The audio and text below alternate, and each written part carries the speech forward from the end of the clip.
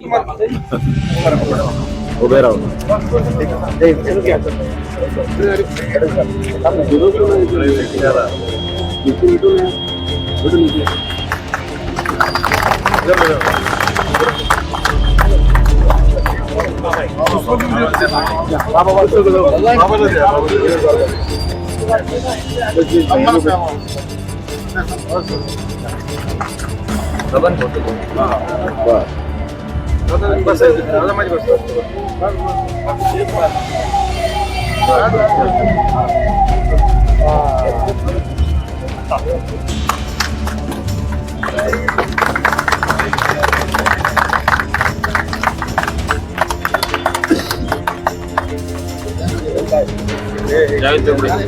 संता माननीय विनोद पाटील आणि आमच्या कर्तव्यदक्ष पोलीस निरीक्षक केदारे मॅडम यांच्या हस्ते झालेली आहे. मॅडमच्या आग्रहास्तव आणि भैयानेही आम्हाला सांगितलं की बाबा तुम्हाला ऐकावं लागेल, त्यामुळे नाईलाज असं नाही तर आमचं जोपर्यंत आम्हाला प्रतिनिधी नसतं त्यांनी तोपर्यंत आम्ही ठरवलं नसतो इथून बघू. या ठिकाणी उपोषणाला बसलेले माझे जुने मित्र, या गावातील धडाडीचे सामाजिक कार्यकर्ते युनुसभाई पटेल, त्यांच्यासोबत शेळके मामा, सुरेश भाऊ अवताडे, काशीनाथ बकलेजी आणि जावेद सिद्दीकीजी, मी आपले सर्वांचे आभार मानतो. आभार याच्यासाठी मी मानतो की छत्रपती संभाजीनगरमध्ये ज्या प्रकारे उच्च दर्जाच्या अधिकाऱ्यांच्या वतीने दादागिरी सुरू आहे, दडपशाहीचं वातावरण सुरू आहे आणि मी काय एक आगळा वेगळा अधिकारी आहे पृथ्वी तळावर अशा प्रकारे जे वर्तणूक करता असे संभाजीनगर महानगरपालिकेचे प्रशासक सन्माननीय जी श्रीकांतजी, मागच्या वेळी देखील आंदोलनामध्ये आपण त्यांना वेगवेगळ्या पद्धतीने संबोधित केलं. खरं तर माझ्यासारख्याला अशी अपेक्षा होती की राज्याचे मुख्यमंत्री आदरणीय देवेंद्रजी फडणवीस साहेब यांनी सूचना दिल्यानंतर, निर्देश दिल्यानंतर महानगरपालिकेच्या वतीने एखादी यादी प्रसिद्ध होईल आणि ती यादी प्रसिद्ध झाल्यानंतर त्या यादीप्रमाणे कोणाकोणाचे घर तोडले गेलेत, कोणाकोणाचे घर तोडल्या जाणार आहेत, काय काय मालमत्ता बाधित होणार आहे आणि याचा बाजार भाव काय, याचं मूल्यांकन काय, या प्रकारे एक यादी प्रसिद्ध होईल आणि लोकांमध्ये एक दिलासादायक वातावरण तयार होईल. परंतु दुर्दैवाने तसं घडलेलं नाही. आताच माझ्या भावाने सांगितलं की एक व्यक्ती या ठिकाणी, एक नागरिक, त्यांची प्रकृती खालवलेली आहे आणि ते कोमापर्यंत या ठिकाणी पोहोचले. अनेक लोकांनी आपले प्राण यामध्ये गमावले. मला हे कळायलाच मार्ग नाही की महानगरपालिका आयुक्त यांचा अट्टहास कशासाठी, ही जिद्द ते कशासाठी करता. अशी जिद्द जर त्यांनी शहराच्या नागरिकांना पाणी देण्यासाठी जर केली तर फार योग्य ठरेल. आजच एक टीव्ही मध्ये मी बातमी बघितली, छत्रपती शिवाजी महाराजांचं संग्रहालय जे सुभेदारी गेस्ट हाऊसच्या बाजूला आहे, तिथे पारंपरिक महाराजांच्या काळाची इक्विपमेंट, तलवारी, भाले, सगळं साहित्य, तोफा त्या ठिकाणी ठेवलेलं आहे. ते गंजलंय, ते कालबाह्य होईल, काही दिवसांनी ते स्क्रॅप मध्ये द्यावं लागेल, अशा प्रकारची दयनीय अवस्था त्या ठिकाणी त्या वास्तूची झाली. त्याच्याकडे त्यांनी लक्ष द्यावं. शहरामध्ये ऑर्थोपेडिक हॉस्पिटलमध्ये होत असलेली गर्दी त्यांनी बघावी की लोकांमध्ये किती खड्ड्यांमधून शहराचे नागरिक त्या ठिकाणी जातात. परंतु काही उद्योगपतींना श्रीमंत करण्यासाठी, शहरामध्ये TDR मोठ्या प्रमाणात उपलब्ध करून देण्यासाठी, त्या TDRचे रेट पाडण्यासाठी या ठिकाणी अशा प्रकारे तुमचे माझे सामान्यांचे घर तोडण्याचं पाप हे महानगरपालिका आयुक्त करतात. त्यांची एक दुसरी सवय मी आज या ठिकाणी ठामपणे सांगतो. पैठणगेटला जी घटना घडली, एका भावाचा प्राण गेला, त्या संघर्षातून त्या लोकांनी स्वतःहून लेखी दिला आणि त्या ठिकाणी अतिक्रमणाची कारवाई झाली. त्या अतिक्रमण कारवाईला कोणीच विरोध केला नाही. ज्यांच्याकडे कागदपत्र होते ते कागदपत्र घेऊन कोर्टात गेले आणि माझ्याकडे कोर्टाची कॉपी 4 दिवसाचा स्टे देखील त्यांना मिळाला. यापूर्वीच्या अनेक प्रकरणामध्ये महानगरपालिका आयुक्तांच्या वतीने न्यायालयामध्ये ऍफिडेव्हिट देण्यात आले की आम्हाला वेळ पाहिजे, अजून आम्ही अभ्यास केलेला नाही, आमच्याकडे कागदपत्र नाही. म्हणजे न्यायालयामध्ये वेळ मागून घ्यायचा आणि न्यायालयामध्ये सांगत असताना त्या ठिकाणी मी सर्वप्रथम सांगतो की हे अतिक्रमण नाही, ही कारवाई मास्टर प्लॅनची आहे, रोड वाइंडिंगची.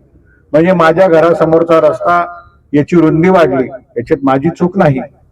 तुम्ही माझ्याकडनं टॅक्स घेतलाय, तुम्ही माझ्याकडनं वीज बिल घेतलंय, तुम्ही माझ्याकडनं पाण्याचं कनेक्शन घेतलंय, तुम्ही माझ्याकडनं गुंठेवारी केली. आणि एखाद्या घर 2 वर्षापासून त्या ठिकाणी असेल तर ते अधिकृत मानलं जावं असं शासनाचं धोरण आहे. मागच्या काळामध्ये मागं पण सांगितलं होतं, आजही सांगतो, जालन्यामध्ये एक रस्ता होत होता आणि त्या ठिकाणी शासकीय जमिनीवर लोकांनी घरं बांधल्या, तर शासनाने सांगितलं यांना मोबदला द्या आणि परतूरमध्ये मोबदला दिल्यानंतर ते घरं पाडली. मला असं वाटतं की तुम्ही आज हे उपोषण या ठिकाणी थांबवलं पाहिजे. आम्ही सर्वजण तुम्हाला याच्यासाठी विनंती करतो. तुम्ही कर्तव्यदक्ष नागरिक आहात, परंतु प्रकृतीची काळजी घेतली गेली पाहिजे. मी कालच माननीय मुख्यमंत्री महोदयांना निवेदन दिलेलं आहे, त्याच्यामध्ये मी स्पष्टपणे सांगितलेलं आहे, साहेब आपण आदेश दिलाय, आपण सांगितलं मोबदला द्या, परंतु महानगरपालिका आयुक्त मोबदला देत नाही. आणि मला महानगरपालिका आयुक्तांना विचारायचं आहे, तुम्हाला लँड ॲक्विजिशनचा कायदा कळतो का? माझ्या माहितीप्रमाणे लँड ॲक्विजिशनच्या कायद्यामध्ये तुम्हाला एखादी जर जागा घ्यायची असेल तर त्या जागेच्या बाजारभावाप्रमाणे शहरामध्ये तुम्हाला दुप्पट रक्कम त्यांना दिली गेली पाहिजे. मग ती रक्कम नगद स्वरूपाची असेल किंवा ती RCC स्वरूपाची असेल. TDR हा घ्यायचा, FSI हा घ्यायचा का नाही घ्यायचा, तो नागरिकांचा अधिकार आहे. मी परत एकदा सांगतो, आम्ही विकासाच्या विरोधात नाही. मी काही वर्तमानपत्रातील प्रमुख काही पत्रकारांना देखील तुमच्या माध्यमातून आवाहन करतो की एखाद्या अधिकाऱ्याची किती बाजू मांडायची ती आपण बाजू मांडा, परंतु त्या अधिकाऱ्याची बाजू मांडत असताना जे नागरिक रुग्णालयामध्ये दाखल होत आहे, जे नागरिक प्राण गमावत आहे, जे नागरिक उघड्यावर आले, यांचे पण आपण बाजू मांडा. महानगरपालिका आयुक्तांना मी हर्सुल गावाच्या वतीने विनंती करतो, आपण राजीनामा द्यावा. हर्सुल गावातून आपण महानगरपालिका निवडणूक लढवावी. आपण नगरसेवक म्हणून आजीवन छत्रपती संभाजीनगरमध्ये महानगरपालिकेत राहावं.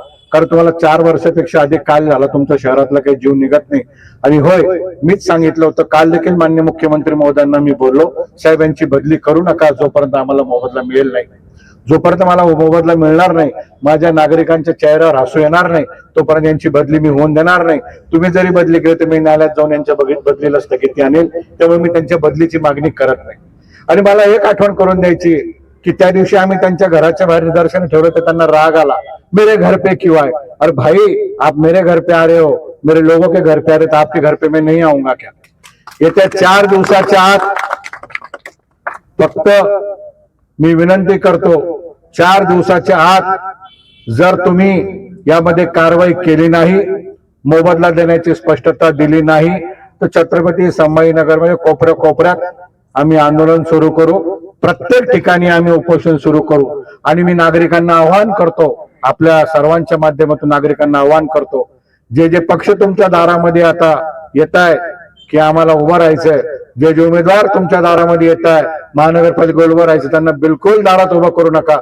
त्यांना सांगा, जा महानगरपालिकेमध्ये आयुक्ताला भेट आणि माझा मोबदला, माझ्या संभाजीनगरच्या रहिवाशांचा मोबदला हा कधी मिळणार याची स्पष्टता दे, तरच मी तुला निवडणुकीमध्ये सहकार्य करेल. अन्यथा मी, माझे मित्र, माझे नातेवाईक, माझे ओळखीचे लोक तुम्हाला मतदान करणार नाही, अशा पद्धतीने तुम्ही त्या ठिकाणी सांगा. मी परत एकदा स्पष्टपणे सांगतो, मला अजूनही कळलेलं नाही, अनेक शेकडो अधिकारी मी स्वर्गीय RR पाटील साहेब बाबांच्या हाताखाली काम करत होतो तेव्हापासून आजपर्यंत 2025 पर्यंत बघितले, परंतु असा अधिकारी मी बघितला नाही की ज्याला सामाजिक भान नाही, ज्याला मुख्यमंत्र्याचा आदेश कळत नाही, ज्यांना न्यायालयाचा आदेश कळत नाही, ज्यांना फक्त मी शहरातले सगळे ग्राउंड विकून टाकले, सर्वसामान्य नागरिकांच्या संपत्तीची धूळपट्टी त्या ठिकाणी केली, अनेक संपत्त्या BOTच्या नावावर नाही. कालच मला मुंबईला काही सामाजिक कार्यकर्ते भेटले, त्यांनी सांगितलं यांनी कचरापट्टीचं टेंडर मॅनेज करून काढलं, ते देखील एन्व्हायरमेंटने त्या ठिकाणी स्टे दिला. प्रत्येक गोष्टीमध्ये महानगरपालिकेमध्ये भ्रष्टाचार आहे, प्रत्येक गोष्टीमध्ये. मी जी ईडीला तक्रार दिली त्याच्यामध्ये मी स्पष्ट सांगितलेलं आहे, हवाला देखील आपण या ठिकाणी तपासला पाहिजे. संभाजीनगर मधून बँगलोरला किंवा कर्नाटकला किती ठिकाणी मुंबईला हवालाने या ठिकाणी गेलेत.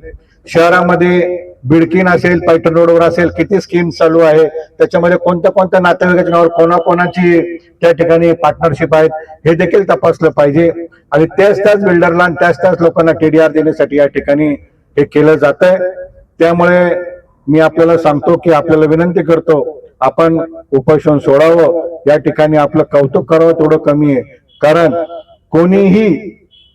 कोणीही स्वतःला त्रास घेऊन नागरिकांना न्याय देण्यासाठी पुढे येत नाही, परंतु तुम्ही सर्वजण आलात. आणि परत एकदा सांगतो, राज्यकर्त्यांना सांगतो, कृपया याला जातीच्या चष्म्यातून बघू नका. हे घर हे प्रत्येकाचं मायमाऊलीचं स्वप्न असतं. हे घर आहे, हा घर देणारा वरचा आहे, परमेश्वर आहे. तुम्ही हिसकून घेणारे कोण नाही. कायद्यावर माझा भारत चालतो.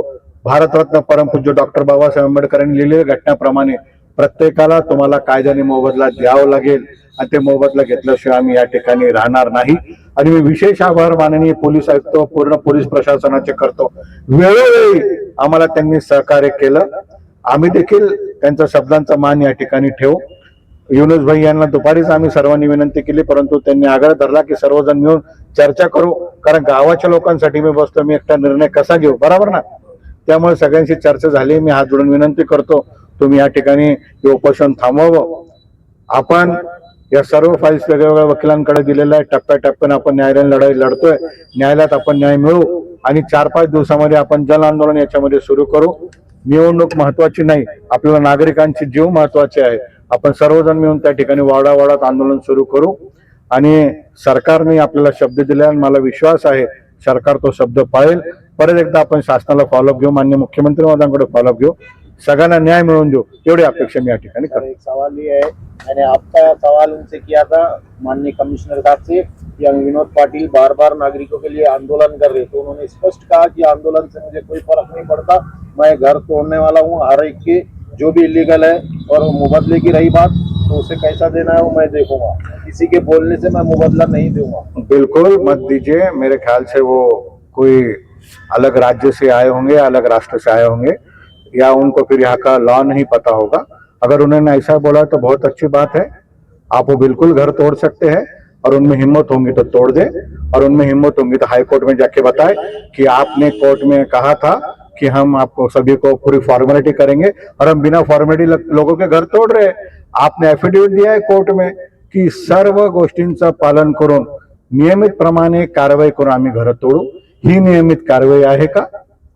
एखादा जिद्दी मुलगा शाळेमध्ये जसा असतो कि मुझे एक खिलौना चाहिए, वैसा खिलौना आप हमारा घर मांग रहे, जिद मत करो। मैं पीछे भी बोला था, आज भी बोला था, आपकी हमारी जाती दुश्मनी नहीं है। हम बहुत अच्छी तरह कोर्ट जानते हैं। फिर इस तरह से पीछे लगेंगे कि आपको, अभी मैं बोलना गलत होगा, मैं यहाँ पे आह्वान करता हूँ, आपको क्या बोलना है बोलिए, मीडिया के माध्यम से बोलिए, पर मैं आपको बोल रहा हूँ सिर्फ 2 सवाल कल आप आके जवाब दीजिए, और आप आके तोड़िए। मैं खुद खड़े रह के हर्ष तोड़ूंगा। आप मुख्यमंत्री के आदेश को मानते हैं या नहीं मानते, इसका खुलासा कीजिए। 2, आपने हाईकोर्ट में कहा कि मैं पूरी प्रक्रिया फॉलो करूंगा, आप हाईकोर्ट को मानते या नहीं मानते, इसका खुलासा कीजिए। ये 2 बातों के ऊपर हमको तीसरी बात करनी नहीं है। मैं आंदोलन से और किसी से डरता नहीं। बिल्कुल हम डराने के लिए दाऊद इब्राहिम नहीं है, हम अरुण गवळी नहीं है, हम सामान्य नागरिक है। हम काय को डराएंगे? डरा तो वो रहे, डरा वो रहे। उनके घर के बाहर आंदोलन हो रहा तो खत लिख रहे, डर वो रहे, हमें डरा रहे वो है, वो खुद भी डर रहे। उन्हें लग रहा है कोई कार्रवाई नहीं हो। अगर वो डर नहीं रहे तो क्यों नेताओं के पैर के दर्शन ले रहे हैं, और क्यों नेताओं को गुजारिश कर रहे हैं कि आप माननीय मुख्यमंत्री को बोलिए मैंने बहुत अच्छा काम किया है, शहर की जनता खुश है, इसका खुलासा वो करे। आधे डजन से ज्यादा विधायकों ने मुझे बताया कि जी सरकार हमें बोलते हैं आप माननीय मुख्यमंत्री जी को बोलिए मेरा कितना अच्छा काम चल। ये काम है क्या? साल हो गया आप शहर तोड़े, ये काम है क्या? हजारों लोग गड्ढे में गिर रहे, ये काम है क्या? आज तक वो मलबा आपने उठा पाई है, ये काम है क्या? आप शहर को पानी नहीं पिला पाए, ये काम है क्या? सारे मैदान आपने बेच दिए, ये काम है क्या? आप बिल्डरों के लिए काम कर रहे हैं, ये काम है? ये बिल्कुल काम नहीं है। छत्रपति संभाजीनगर की जनता ये सब जानती है, ये कायदे को मानती है। मैं फिर एक बार कहता हूं, आपकी हमारी दुश्मनी नहीं है। आप दायरे में काम करिए, हम आपका स्वागत करेंगे। आप मुबदला दीजिए, नागरिक सत्कार हम आपका करेंगे, पर आप दादागिरी की भाषा करेंगे तो कायदे के दादा हम हैं, और हम दादागिरी में माहिर हैं। 7,000 घर तोड़ चुका हूँ, पर एक भी लीगल नहीं था, ऐसा उनका कहना है। तो ये देखिए वो क्या बोल रहे हैं, उसका जवाब देने के लिए मैं यहाँ नहीं बैठा हूँ। मैं कायदे को मानता हूँ और हाई कोर्ट में जो हुआ है उसके सारे ऑर्डर्स मेरे पास है। अभी उनको जाके पूछिए पैठन गेट की ऑर्डर क्या आई, कल स्टे मिला है। उनको जाके पूछिए जालना रोड की ऑर्डर क्या आई, स्टे मिला है। उनको जाकर पूछिए बाबा पंप की ऑर्डर क्या आई, स्टे मिला है।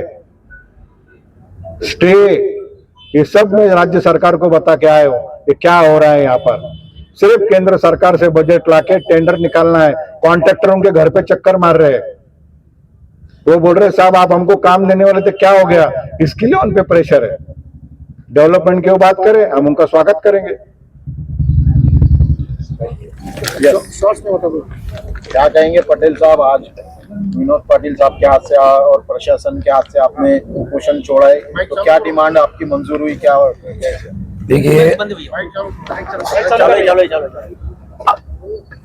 आपको सबको पता है कि महापालिका के जो आयुक्त साहब है, इन्होंने 13 जुलाई को हमको वादा किया था कि हम जो है जितने धार्मिक स्थल हैं यहाँ पे इसको हम जगह देंगे और गांव वालों को हम मुबादला देंगे, पैसा देंगे पैसा देंगे पैसा देंगे। इन्होंने आपके सामने खुद बोला था कि देते बोलते देते नहीं, खाली देते बोलते और देते तो नहीं। और 8 तारीख को यहाँ आके ये अभी 18 तारीख को ऐलान कर दिया कि भाई आपका 2 दिन में खाली करो, कार्रवाई होने वाली है। तो ना इलाज में गांव में मीटिंग हुई और उपोषण करना पड़ा। भैया ने गांव के लिए, हरसुल गांव के लिए लड़े और आगे भी लड़ेंगे। इनका मैं पूरे गांव की ओर से विनोद भैया पाटिल का मैं शुक्रिया अदा करता हूं। हमारी आज भी मैडम हरसुल पुलिस स्टेशन के निरीक्षक केदारे मैडम, इन्होंने बहुत अच्छा भैया सपोर्ट किया। मैडम के एक आदेश पे हमने बोला कि मैडम हम उपोषण को बैठ रहे हैं। मैडम ने हमको रिक्वेस्ट किया कि उपोषण को मत बैठिए, जो भी आपकी मांगे बोलिए, हम पुलिस आयुक्त साहब से बात करके चर्चा में आपकी कराएंगे, ऐसे मैडम बोले थे। लेकिन मैडम से मैं माफी मांग के सबके सामने कह रहा हूं कि आपका जैसा वरिष्ठ अधिकारियों का प्रेशर रहता है, तो मैं भी इस गांव का समाज सेवक हूं। सभी हमारा जो मित्र पक्ष है, गांव के प्रतिष्ठित नागरिक है, इन्होंने बोला कि अभी हमारा आयुक्त साहब पे भरोसा नहीं है, इसलिए हमको लोकशाही के मार्ग से काम करना है। तो हमने यहाँ आज तीसरा दिन है उपोषण किया और हमारी डिमांड है आज भी। पहली डिमांड ये है कि जो गांव के जो जितने भी घर जा रहे हैं इनको मुबादला मिलना चाहिए। अभी हमारे नरेंद्र अवतारे ने बताया है कि पहले जो आईएएस ऑफिसर थे इन्होंने पैसा दिया और ये भी आईएएस ऑफिसर है, ये लीगल कैसा बोलेंगे। तो इनको ऊपर जो हमारे भाजपा के जो मिनिस्टर है देवेंद्र फडणवीस साहब और अजित दादा पवार और शिंदे साहब, इनको ये बताना है कि भाई ये सब इलीगल है। तो मेरी भैया से रिक्वेस्ट है, एक बार इनका टाइम लेके आप बात कीजिए हरसुल के बारे में। संभाजी नगर में क्या चल रहा है ये भी बहुत गलत है, पर मैं इतना बड़ा कार्यकर्ता नहीं हूं ना इतना बड़ा समाज सेवक हूं। भैया बड़े मेरे सामने, इसलिए मैं संभाजी नगर की बात नहीं करूंगा। हरसुल वासियों की जो बात है, ये मुबादला मिलना चाहिए। आज भी हमारे निरीक्षक केदारे मैडम बैठे, आज भी हमारा यही बोलना है, हम विकास के विरोध में नहीं है। पहला मुद्दा है कि मुबादला मिलना चाहिए। दूसरा मुद्दा है कि मंदिर जो है हनुमान मंदिर की पूरे गांव की आस्था जुड़ी है, इसको जगह मिलना चाहिए। कब्रिस्तान को जगह मिलना चाहिए। हमारी जो माता है अहिल्याबाई होड़कर, इनको जगह मिलना चाहिए। बुद्धिवार को जगह मिलना चाहिए। और भैया मैं आपको फिर बोल रहा हूं कि मेरे बाजू में पूरे मुस्लिम समाज के लोग यहाँ मौजूद है। संभाजी नगर के अंदर कोई भी मुस्लिम समाज ने, चाहे नेता हो, कार्यकर्ता हो, समाज सेवक हो, हमारे मौलाना यहाँ बैठे, कंप्रोमाइज की बात ही न करते, ही करेंगे भी नहीं। आप सर्वे कर लो। लेकिन मैं भगवान की कृपा से, अल्लाह की कृपा से मुझे गांव वालों ने इस मस्जिद कमेटी का अध्यक्ष बनाया, कब्रिस्तान कमेटी का मैं पूरा देखता हूं। तो मेरे जो पावर्स है मैं अच्छे काम के लिए ये यूज की कर रहा हूं। सभी समाज की मीटिंग लिया, इनको तैयार किया, ये बोले हम बात करने को सरकार से तैयार है। जब इतना बड़ा हम आपको सहयोग कर रहे हैं और फिर मेरा आयुक्त साहब को बोलना है कि धार्मिक स्थल हमारे पास 9 है, संभाजी नगर में कहीं भी नहीं है, ना पड़ेगांव रोड पे है, ना चिकलडाना रोड पे है, ना मुकुंदवाड़ी रोड पे है, ना कंचनवाड़ी रोड पे है। हमारे पास धार्मिक स्थल है। इसको देखते हुए तुम गांव तोड़ देंगे और धार्मिक स्थल का मसला हल नहीं करेंगे तो रोड तुम्हारा बनेगा ही नहीं भैया। मेन मुद्दा ये है हमारा। अगर धार्मिक स्थल का मसला हल करते हैं और गांव का मसला हल करते हैं, और मैं तो चाहता हूं आपके हाथ पे तो होगा ही भैया, केदारे मैडम के हमारी इच्छा है पूरे गांव की कि मैडम ने 2 साल पूरे निकालना चाहिए, निकालेंगे। और मैडम के हाथ पे अगर हमारा काम हो गया तो पूरे गांव के ओर से हम इनका सत्कार करेंगे और इनको पूरे गांव की दुआ भी मिलेंगी। तो यही हमारे मुद्दे हैं। अब भैया की पुलिस प्रशासन की क्या बात हुई, भैया मुझे बोलेंगे। मुझे केदारे मैडम पे पूरा विश्वास है, भैया पे पूरा विश्वास है। हम आज भैया के बोलने पे, मैडम के बोलने पे, मैडम आपसे माफी क्षमा चाहता हूं। आपको ऐसा लगना नहीं कि आपने हमको रिक्वेस्ट किया 5 बजे आके, आप हमारे बोलने पे 11 बजे तक रुके और सर्दी में रुके भैया, ये बहुत बड़ी बात है। हमको मैडम की है जाने है, लेकिन मैं फिर से क्षमा मांगता हूं आपसे। भैया हमारे नेता है आज, जैसे लोग ऊपर अल्लाह है और भगवान है, नीचे हमारे ये भगवान है आज नीचे। हमारे गांव के लिए भैया, ये पूरे गांव में चर्चा हो रही है, पूरे गांव के लिए है। ऊपर अल्लाह है, इसको तो कोई चैलेंज नहीं है, लेकिन नीचे जैसा जज फैसला देता है लोग उसको भगवान मानते। हमारे गांव के लिए आप भी हैं। इतना कह के मैं सभी पत्रकार भाइयों का यहाँ पे आए, बहुत टाइम से वेट किए, सबका गांव के तो शुक्रिया करता हूँ। और गांव के मेरे जो नौजवान साथी है सभी समाज के, इनका भी यहाँ पे बार बार आए, यहाँ पे टाइम दिए, इनका भी मैं सबका शुक्रिया अदा करता हूँ। और फिर से केदारा मैडम को बोलना चाहता हूँ कि मैडम ऐसा गांव आपने बहुत जगह ड्यूटी किया। जैसे सवेरे सर ने बोला कि आप एसीपी बनने वाले, हमारी सबकी दुआ रहेंगी कि आप बहुत जल्दी एसीपी बनेंगे, आप बहुत जगह जॉब करेंगे। ऐसा गांव आपको कहीं नहीं मिलेगा। कौन कहता है भैया कि हनुमान मंदिर जी का मंदिर हम बाजू हटाते, कौन हिंदू बोलेगा? तो इसलिए मैं सबका शुक्रिया करता हूँ और मेरे 2 लाख में खत्म करता हूँ। चलो आराम करो अभी 2 दिन। आराम। में यहाँ पे अरसूल के तमाम नागरिकों के साथ में एक सपोर्ट बनकर एक अधिकारी खड़े हैं। ऐसे अधिकारियों के ऊपर हमको भरोसा है। आज पूरा अरसूल के तमाम नागरिक इस बात की दुहाई दे रहे हैं कि अगर पुलिस कमिश्नर नहीं होते तो आज हमारे मकान टूट गए होते। तो मैं सबसे पहले अरसूल की तरफ से और इंसानियत की तरफ से यहाँ के पुलिस कमिश्नर का धन्यवाद करता हूँ और यहाँ के महानगर पालिका के कमिश्नर साहब को एक याद दिलाता हूँ कि कमिश्नर साहब आप भी सर्वेंट है, पब्लिक सर्वेंट है, इसलिए पब्लिक से आप जब भी बात करते हैं तो कम से कम तमीज से बात करो। ये लोग कोई जानवर नहीं है कि मैंने बोला तो बात करेंगे, मैं बोलूंगा तो आप जवाब दो। ये दादागिरी आपकी चलने वाले नहीं है।